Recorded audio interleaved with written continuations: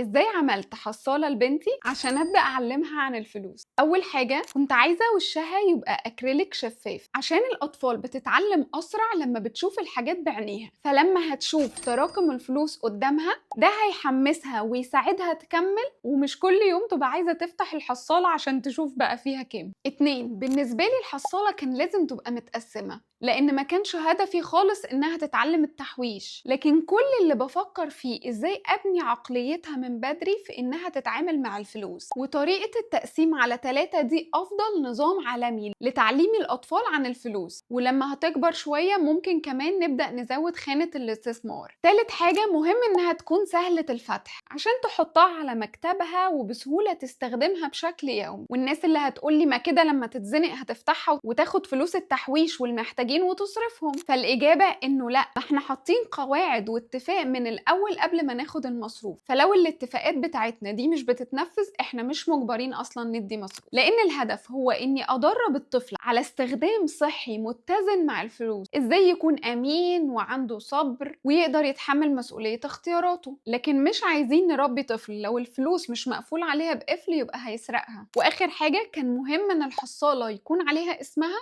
ومعمولة باللغة اللي بتحبها، فلما ما لقيتش اصلا كل المواصفات دي في مصر فقررت اعملها، وبقت دي هي الميني بنك اللي موجودة بين ايدين الاف الاطفال دلوقتي. وبشهادة الاهالي انهم بدأوا يشوفوا بعد وقت بسيط تطور جميل في عقلية الطفل في التعامل مع الفلوس وفي الزن والطلبات وترتيب الاولويات. فلو ولادكم عمرهم اكبر من 5 سنين اشجعكم جدا تبدأوا الخطوة دي بدري، واحدة واحدة.